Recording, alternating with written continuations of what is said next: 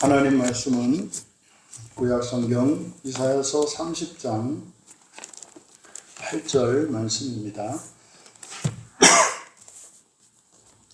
이사야서 30장 8절 한 절 말씀을 함께 읽겠습니다. 이제 가서 백성 앞에서 서판에 기록하며 책에 써서 후세에 영원히 있게 하라. 아멘. 하나님의 기록된 말씀이라는 제목으로 말씀의 은혜를 나누고자 합니다. 이제 오늘 말씀은 짧은 한 구절입니다만 이사야서의 이 전체 선지자적인 이 말씀, 남유다의 불신앙과 관련된 심판과 또 그 구원의 메시지를 좀 주제에서 벗어나 하나님의 말씀, 하나님의 이 말씀, 오늘날은 우리들의 손에 이렇게 이제 성경책으로 쥐어져 있습니다만은 사실상 이렇게 기록된 하나님의 말씀으로 우리에게 주어지기까지 어떻게 그 하나님의 말씀이 이렇게 책으로 될 수 있었는가, 또 종종 사람들에 의해서 이 성경책이 기록된 하나님의 말씀으로서의 이 절대성에 대한 도전을 많이 받습니다. 이건 실제로 18세기, 19세기 이때에 그런 자유주의자들, 이런 계몽주의 운동에 의해서 이제 성경책을 사람의 책으로 이렇게 격화시키려고 하는 끊임없는 시도와 노력이 그것은 오늘날까지도 계속되고 있습니다. 심지어 우리나라 한국교회의 상황으로 보았을 때 어떤 보수적인 측면에서 대표성을 띠고 있는 우리 교단조차도 실제로 이미 성경을 연구하고 바라보는 관점에 있어서 상당 부분 자유주의적 시각과 그런 관점이 들어와서 영향을 받고 있다는 사실은 부인할 수가 없습니다. 옛날 같았으면 이건 생각도 할 수 없는 그런 이야기들과 생각들이 이제 그냥 일반화되어진 시대이니까 말입니다. 그래서 특별히 이 한 절을 좀 따로 살펴볼 필요를 느꼈습니다. 우리들이 오늘 말씀을 통해서 얻어야 될 여러 가지 교훈이 있겠습니다만은 우리가 보고 있는 이 성경 말씀은 본래는 이렇게 선지자들의 입을 통해서 들려지던 소리였다는 사실입니다. 이것은 원래 선지자들의 입을 통해서 들려지던 소리, 말이었습니다. 그러나 이제 이사야 30장 8절에 이르러 하나님께서는 이런 허공에 흩어지는 일회적인 그런 소리가 아니라 지워지지 않는 기록한 문자로 남기라는 아주 중대한 명령을 이사야에게 주셨습니다. 그래서 이 구절은 단순히 어떤 역사적인 에피소드, 역사적으로 일어났던 어떤 하나의 사건, 그것이 아니라 우리 기독교 신앙의 핵심이고 근간이 되는 성경에 관한 것이기 때문에 이 본문의 이 한 절의 무게는 사실상 어찌 보면은 성경 전체의 무게에 필적한다고 볼 수가 있습니다. 왜냐하면 성경의 절대성이 깨어지면 기독교는 모든 게 무너지기 때문입니다. 그래서 이 하나님 말씀이 어떻게, 그러니까 성경이라고 하는 이 하나님의 말씀이 객관적인 진리로 어떻게 보존되었는지 그것을 보여주는 핵심적인 구절 가운데 한 구절입니다. 그래서 실제로 이 구절에 대해서는 이제 교단과 또 교회에 따라서 다양한 해석을 낳기도 합니다. 하지만 이 모든 것들을 종합적으로 그리고 성경적으로 이 본문의 의미를 이제 함께 살펴보려고 합니다. 먼저 이제 우리가 읽은 8절에서 하나님께서 무엇을 명령하셨는가를 살펴봐야 합니다. 여기를 이제 직역을 하면 이렇게 됩니다. 이제 들어가라. 그들 앞에서 서판에 그것을 써라. 그리고 그것을 책에 새기라. 이렇게 되어 있습니다. 그래서 그 다음에 이제 뒤에 있는 이제 해석이 이제 우리말 성경으로는 후세에 영원히 있게 하라 이렇게 되어 있는데, 여기서 영원히 있게 하라 라고 하는 이 번역이 적절한 번역은 아닙니다. 그래서 여기를 그대로 직역을 하면 그리고 오고 있는 날을 위하여, 이제 후세라고 번역한 것이 오고 있는 날입니다. 오고 있는 날을 위하여 그날까지 증거가 되게 하라. 그래서 8절은 들어가라, 그리고 그것을 서판에 쓰라, 그리고 그것을 책에 새기라, 그리고 증거가 되게 하라. 오고 있는 날을 위하여 그날까지 증거가 되게 하라 라고 하는 4개의 명령으로 이루어진 문장입니다. 그러면 먼저 무엇을 명령하셨는가 라고 했을 때 이 4가지 명령이다. 그러면 이제 들어가라 라고 하는, 여기서 이제 우리말 성경으로는 이제 가라, 이제 가서 이렇게 되어 있습니다만은, 여기서는 들어가라 이렇게 되어 있습니다. 그래서 들어간다라고 하는 것은 보라고 하는 히브리어인데, 어떤 공간이나 공동체나 그 영역 안으로 들어가는 것을 말해요. 그러니까 하나님의 말씀이 하늘로부터 이 세상에 주어진 것처럼 그 말씀을 어떻게 해요? 사람들이 있는 공동체 가운데로 들어가라는 거죠. 그것은 마치, 이것은 단지 들어가는 게 아니라 뭡니까? 하나님의 말씀을 지고 가는 거죠. 하나님 말씀을 쥐고 사람 안으로 들어가는 겁니다. 이게 이제 종말론적으로는 이제 에레미야나 에스겔 말씀에 나오는 새 언약과 관련했을 때 결국은 이 말씀은 어디로 와요? 우리의 마음 속으로, 마음 안으로 들어오거든요. 그래서 여기에 들어가라 라고 하는 이 말씀은 단순히 이사야에게 어디로 가라고 하는 의미가 아니라 하나님의 말씀을 안으로 쥐고 들어가라고 하는 그런 의미다. 근데 이제 종말론적으로는 이것은 이제 사람의 마음에 새겨지는 그 말씀에 대한 복선을 깔고 있다.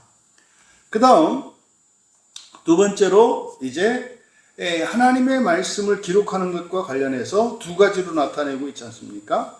서판에 기록하라, 책에 써라, 이제 우리말 기준으로. 그런데 여기서 보면은 서판에 쓰라 이렇게 되어 있고요. 서판에 쓰라. 서판이라고 하는 것은 그냥 판입니다. 그러니까 이제 오늘날로 말하면 뭐 백지 같은 거죠. 그때 당시에는 뭐 진흙판, 점토판 또는 뭐 여러 가지 이제 뭐 판들이 될 수 있습니다만은 그 판에 쓰라는 거죠. 그러면 서판에 쓰라는 이 명령은 말로 들려지는, 그러니까 음성으로 소리로 계시가 전하는 것과 이제 서판에 쓰여지는 것, 다시 말해 소리와 문자의 차이죠. 그러니까 말로 이렇게 계시가 전달될 때는 일회적이에요. 그리고 그건 제한적입니다. 그때 그 시간과 그 공간에 있는 사람에게 일회적으로 들려져요. 그 말씀이 계속 울려 퍼지는 건 아니거든요. 그래서 하나님의 계시가 이사야 선지자에게 주어졌는데 그것은 이사야 한 사람을 향한 것이 아니라, 그리고 그 시대 그 민족에게만 한정된 것이 아니라 이것은 어떻게 해요? 기록되어서 널리 사람들에게 알려지게 하기 위한 것임을 알 수 있습니다. 그러니까 여기서 책에 쓰라라고 하시는 이 명령성은 사실은 명확성과 파급성을 나타내죠. 실제로 성경이 이렇게 책으로 기록되기 전까지는 오랜 시간이 흘렀습니다. 주로 구전되었죠. 이제 구전되다가 이제 문자가 발명이 되고 난 뒤에 그것이 이제 글의 형태로 문자로 새겨지게 된 겁니다. 그러니까 지금 이사야에게 서판에 쓰라고 하는 이 말씀, 이것은 하박국 2장 2절과 3절에 보면은 판에 명백히 새기되 달려가면서도 읽을 수 있게 하라 라고 이제 말씀이 있는데, 이게 뭐냐면 다른 일을 하면서도 말 타고 가면서도 명확하게 볼 수 있게 한다는 뜻이에요. 그리고 이제 이 말씀이 기록되었기 때문에 이 판이 사람들에게 전해지는 곳마다 하나님의 말씀이 전해지잖아요. 이게 이제 파급성이란 말이에요. 그리고 이것은 사실상 왜 또 이제 들었던 말씀을 쓰라고 했는가 했을 때 지금 이사야 30장의 이 문맥에서 보면 이들이 하나님의 말씀을 어떻게 합니까?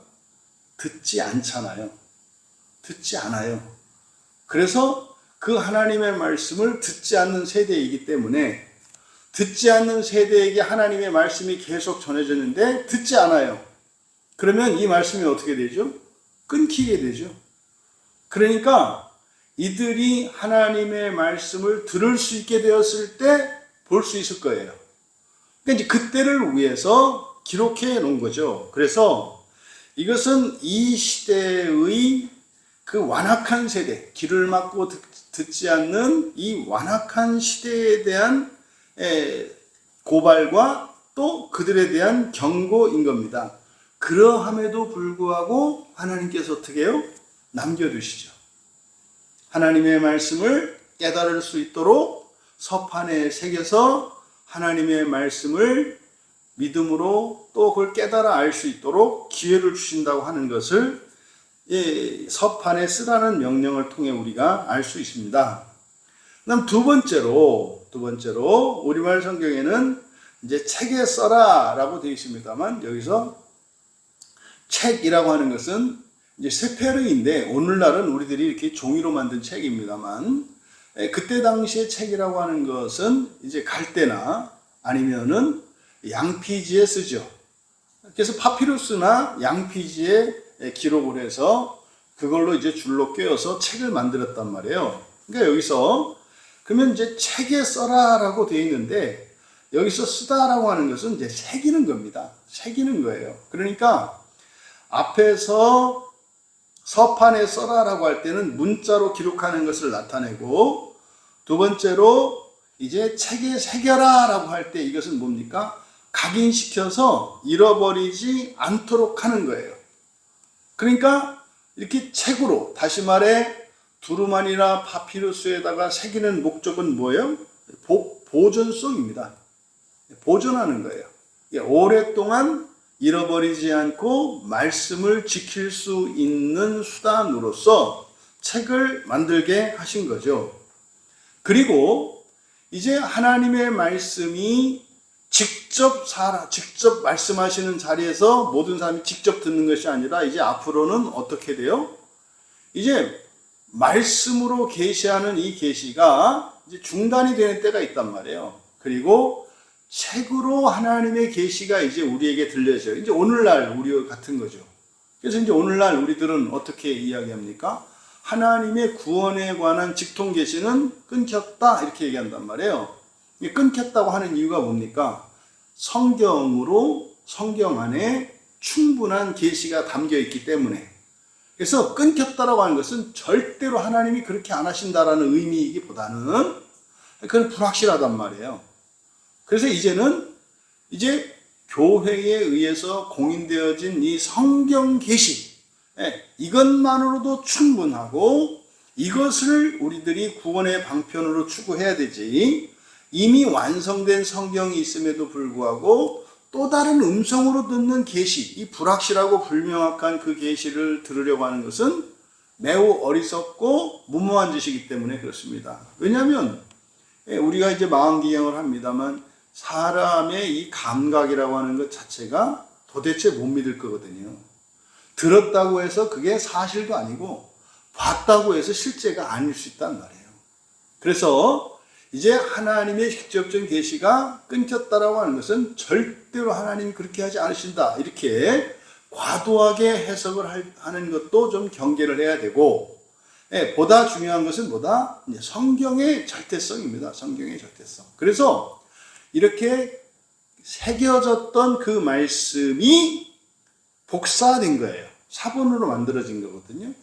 사본으로 이게 새겨졌던, 그래서 정확한 하나님의 기록된 말씀이 한자도 틀림없이 이제 복사되는 방식으로 이제 복제하는 방식으로 우리들에게 주어진 거죠. 그래서 이 책의 세계라고 하는 이 명령, 이것은 이제 보존성과 객관성을 담보하는 것인데, 이것이 이제 교회론적으로 공동체적으로는 뭐겠습니까?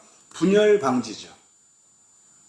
분열 방지. 왜 오늘날 그렇게 교회들이 이렇게 교단으로 나뉘고, 그리고 어떤 교리를 가지고 싸우고 심지어는 척지고 하는 일이 일어날까요? 근데 지금 이사야 30장 8절에 기록된 이 말씀의 의미만 우리가 바르게 이해해야 한다 할지라도, 우리의 신앙의 기본이 되는 성경에 대한 우리의 태도와 이해, 그리고 우리들이 신앙하는 방식에 큰 오류가 있구나, 이렇게 발견할 수 있는 거거든요. 그래서 새기게 하신 그 말씀은 하나님의 절대적인 기준으로 인해서 이렇게 설왕설래하고 이렇게 분열 일어나지 않도록 하는 그런 조치였다. 그래서 끊임없이 옛날에는 성경이 이렇게 딱 기록된 말씀으로 우리에게 주어지기 전까지는 그래서 그렇게 거짓 교사들이나 이런 게 많았던 거예요. 거짓 교사인지 아닌지를 구분할 수가 없는 거예요. 그거는 뭡니까? 그 사람이 타고난 그 사람의 어떤 개인적인 능력, 이거에 따라서 진리가 막 바뀐단 말이에요. 말 잘하고요, 이렇게 지성이 탁월하고요, 또 인격이 훌륭하고요. 그러면 말씀 자체의 권위보다 말씀을 전하는 사람의 능력에 의해서 그 말씀의 내용의 권위가 더 우선시되는, 이게 이제 거짓 교사의 시대의 일이거든요. 그런데 안타까운 것은 오늘날도 말입니다. 성경 자체가 계시의 어떤 권위의 기준이 되는 것이 아니라 개인과 심지어는 교회의 크기나 교단의 어떤 세력, 이런 것들이 진리의 척도의 기준이 된다는 거예요. 심한 경우는 뭐라 그랬어요? 다수결로 결정한단 말이에요. 그러니까 이게 지금 너무나 어이없으면서도 안타까운 것이, 정말 2700년 이상 된 그때와 지금 하나도 달라지지 않고 엄청 한다고 했는데, 여러분 오늘날 우리 신앙이 이렇게 지켜지기까지 얼마나 많은 순환이 있었으며 바퀴가 있었으며 얼마나 많은 순교자들이 있었습니까? 근데요, 진전이 안 일어나요. 진전이. 우리 광야교회 교인들한테 제가 엄중히 경고를 하고 주의를 주고 싶은 게 있어요. 지금 올해 2026년 지금 이제 6월의 마지막 주를 이게 지나고 있는데요. 지금 열매를 맺고 있습니다. 우리 광야교회가 열매를 맺고 있어요. 열매를 맺고 있다는 게 무슨 뜻인지 아시죠? 추수 때라고 해요. 추수 때.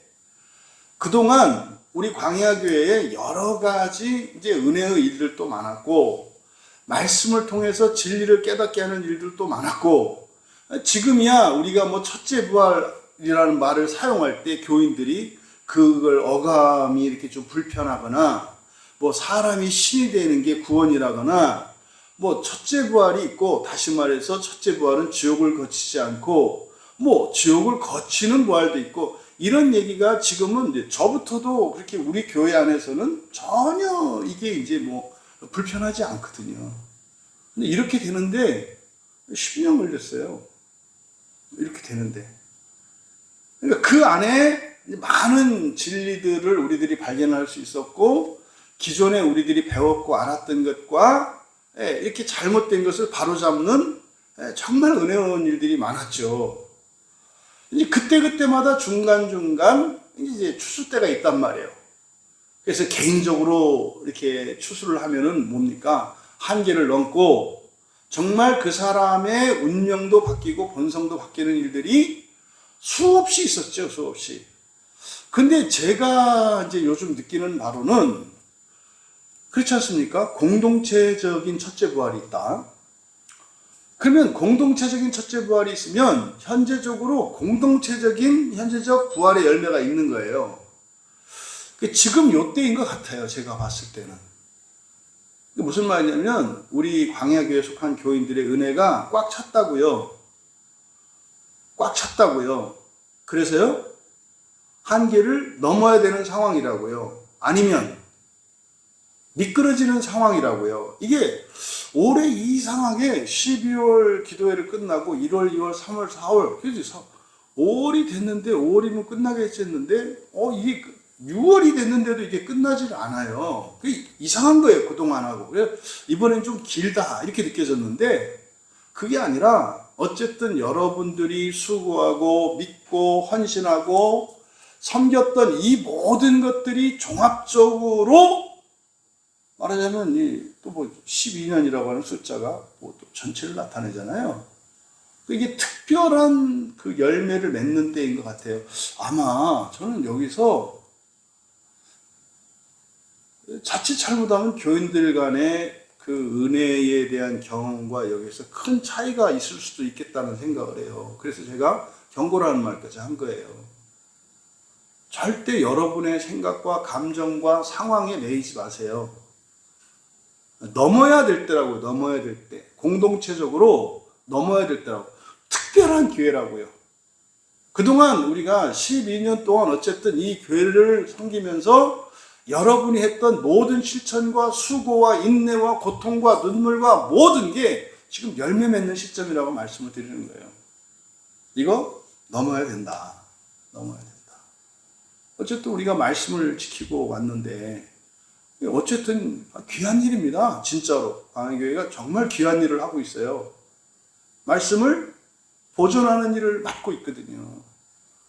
저는 진짜로 우리 광야교회에 속한 모든 교인들이 공동체적으로 임하는 그 은혜를 누렸으면 좋겠어요. 우리가 매월 마지막 주일에 성수주의를 지키는 목적이 뭡니까?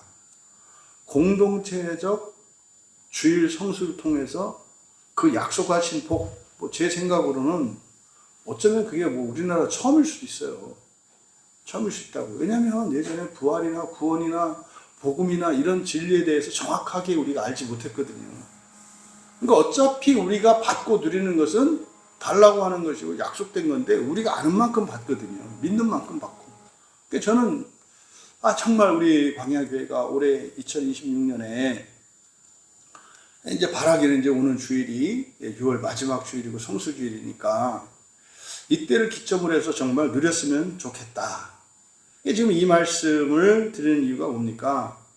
하나님의 구원의 계시의 절대적인 기준은 성경이고 이것이 훼손되고 이것 때문에 분열을 일어나지 않도록 하나님께서는 그것을 색이라고 말씀하신 것이다. 이사야에게. 그러면 이제 문제는 이게 뭐냐면 쓰고 새겨야 되는 목적어예요. 이게 이제 신학자들 사이에 지금도 이건 2000년 동안 해결되지 못한 문제예요.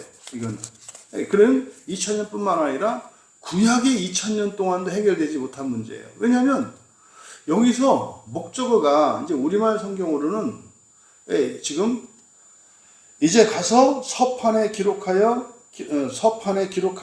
책에 써서 후세에 영원히 있게 하라. 목적어가 없잖아요. 우리말 성경에는. 그러니까 지금 한데 성경에는 원래 이 히브리어에는 동사 안에 주어와 목적어를 다 나타낼 수가 있어요.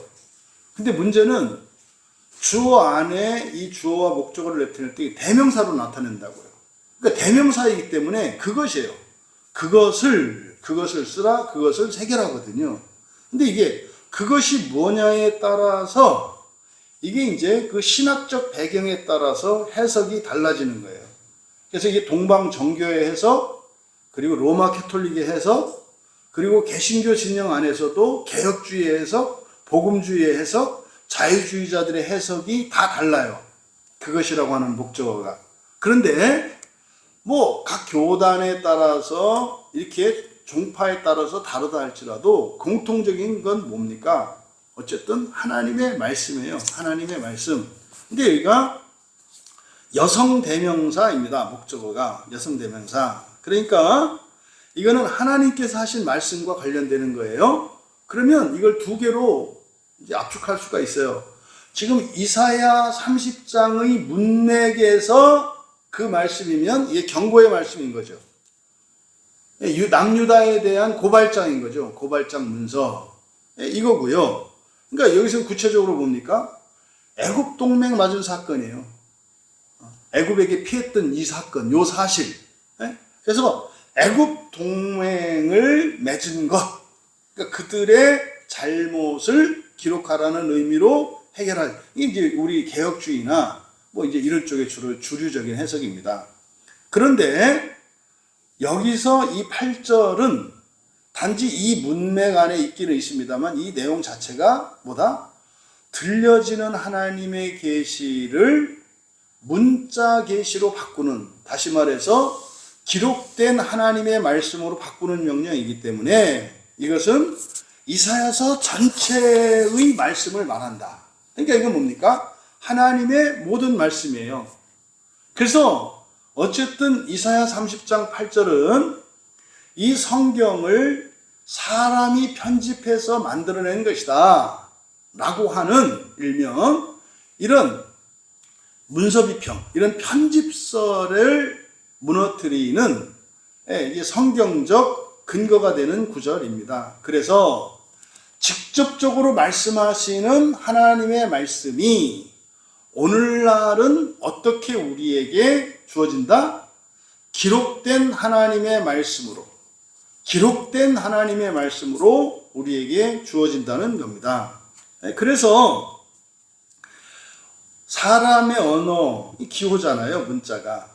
그것을 가진 한계에도 불구하고 하나님께서 직접 그 진리를 불명확하고 불충분한 문자로 고정시키도록 명령하셨다는 것, 이게 중요해요. 그러니까 이 기호, 불완전한 인간의 기호로 하나님의 진리를 고정시키셨다는 거예요. 그러니까 이 성경책 자체에는 이러저러한 문법적, 어법적 또는 번역상의 오류가 있을 수 있어요. 근데요, 그것까지도 이 성경의 절대성 안에는 포함되어 있다는 사실을 말씀합니다.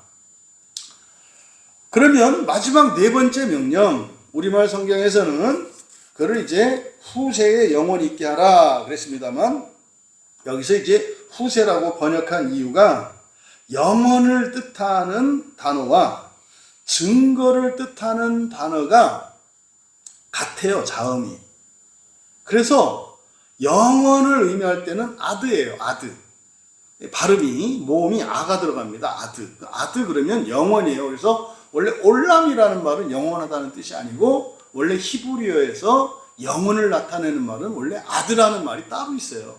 그러니까 올람이라는 말은 영원이라고 번역할 수가 없는 거예요, 원래 그냥 기본적으로. 너무 쉬운 것을 너무 틀리게 해놓으니까 사람들이 아니야, 뭐가 있을 거야, 이렇게 이제 된 거거든요. 그래서 여기는 에드입니다, 에드. 에드는 증거라는 뜻이에요, 증거. 그래서 마지막 그 네 번째 명령을 이제 직역을 한 것에 따르면 어떻게 되는 거다? 오고 있는 날을 위하여 그날까지 증거가 되게 하라는 거예요. 그러니까요, 기록된 하나님의 말씀은 뭐예요? 증거인데 이게 뭡니까? 심판의 기준이에요. 심판의 기준이라고. 그때 가서 그러잖아요. 난 그렇게 안 들었어요. 분명히 이렇게 얘기할 거예요, 사람들이. 우리 목사님은 그렇게 설교 안 했어요. 뭐 하나님이 내 목자로 세우셨으니까 뭐 하나님이 그 책임이지. 뭐 이렇게 물어볼 거 아니에요. 근데요, 기록된 말씀이 기준이 된다는 거예요. 그래서 오고 있는 날, 이게 종말을 나타내는 말이잖아요. 오고 있는 날, 이게 뭡니까? 오고 있는 날은 겁나는 날이 아니에요. 하나님의 나라가 이 땅에 임하는 날, 다시 말해서 우리가 부활하는 날이거든요. 부활하는 날을 위하여, 그 오고 있는 날, 부활하는 날을 위하여 그날까지 증거가 되게 하라. 그러니까요, 성경을 따라서 가면은요, 성경을 절대적인 하나님의 말씀으로 믿고 따라가면은요, 불완전한 문자로 기록했기 때문에 그 사람이 좀 불완전하다 할지라도 그것은 문제가 안 된다는 거예요. 이게 뭐가 중요하다? 성경을 절대적으로 믿는 게 중요하다. 근데 성경을 절대적으로 믿으라고 하는 이 말이 요즘 사람들에게는 전달이 안 돼요. 왜냐면 믿는 것을 이해하는 것과 혼동하거든요. 그러니까 자기가 확실히 이해되는 것을 이제 믿어요 그러거든요. 넌 안 믿은 거거든요. 이해가 됐을 때 믿었다고 하는 사람은 믿지 않는 거예요. 믿음이 없는 거예요. 믿음은 뭐예요? 이해할 수 없고 도대체 알 수 없는 그것을 그냥 받아들이는 거예요. 왜?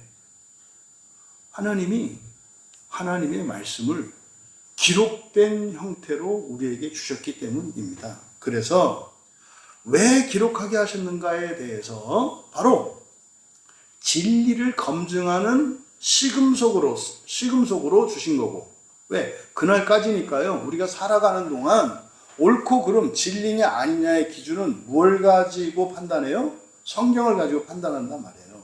그런데 오늘뿐만 아니라 이게 뭡니까? 종말론적으로 부활에 대한 기준이에요. 부활에 대한 기준. 이런 점에서 우리는 정말로 감사해야 돼요. 감사해야 돼요. 제가 목사가 될 때 뭔지도 모르고 잘못 소원하는 바람에 그냥 하여튼 목숨을 걸고 성경을 지키는 이유가 그거 딱 하나 제가 소원했는데 그거 안 지키면 저는 다 지키는 게 되잖아요. 너무 그거 하나로 몰빵을 해놨기 때문에 이렇게 버티는 거죠.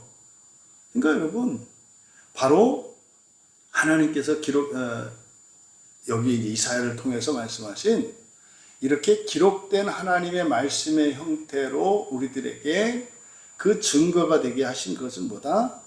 진리를 검증하는 시금석으로서 성경. 마지막 우리가 심판과 부활, 첫째 부활의 부활도 마찬가지죠. 부활의 기준으로서의 성경이라는 것을 말씀합니다. 여러분, 하나님은 듣기 싫어하고 귀를 막는 백성들을 그냥 내버려 두지 않으셨죠. 그들의 완악함조차도 구원하시는 하나님의 선하신 뜻을 꺾을 수가 없었습니다. 그래서 돌판에 새기고 양피지에 기록해서라도 기필코 그들의 마음속에 하나님의 말씀이 심겨질 때까지 하나님의 구원의 은혜를 거두지 않으셨단 말이에요. 그래서 종말론적으로는 모든 사람에게 반드시 전해질 것입니다.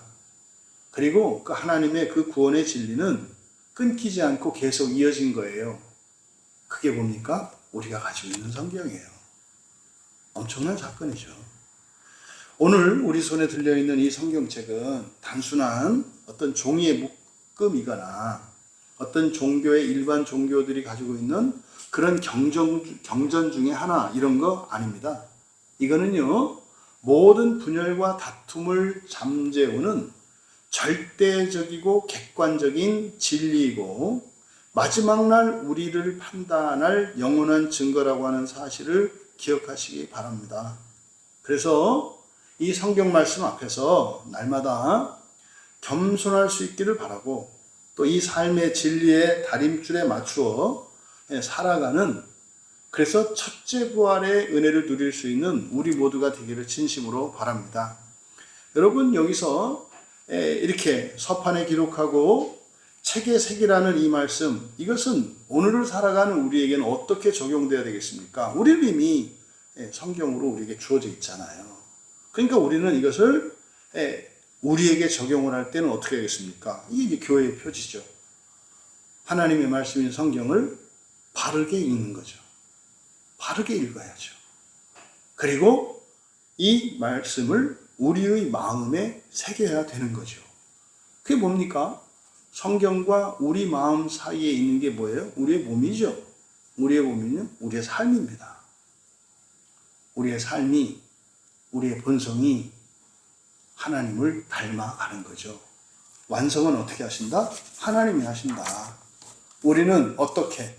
성경 말씀만을 절대적이고 유일한 기준으로 살아간다면 뭐한다? 된다.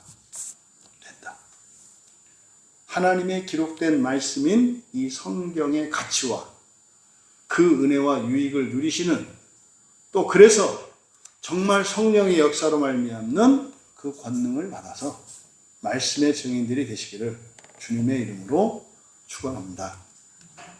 존귀하신 하나님, 그저 저희들이 돈 몇 푼을 주고 서점에서 쉽게 살 수 있는 성경책이지만, 또 정말 집에 장식품처럼 책장에 꽂아놓고 기껏해야 일주일에 한 번 펼치는 성경이지만, 이것의 무게와 가치가 무엇인지, 또 어떻게 우리의 손에 들려졌는지, 이 말씀이 우리의 손에 들려지기까지 피 흘렸던 수많은 선지자들의 죽음과 또한 인내와 그 굳건한 신앙의 은혜 아래 있음을 알게 하여 주셔서 정말 이 성경을 통해서 우리의 본성을 바꾸시고 우리의 운명을 바꾸시며 온 세상을 창조하시는 그 하나님의 능력을 덧입는, 하나님의 말씀을 자신의 말로 바꾸어가는 거룩하고 복된 성도들 다 되게 하옵소서. 감사하며 예수님의 이름으로 기도하옵나이다.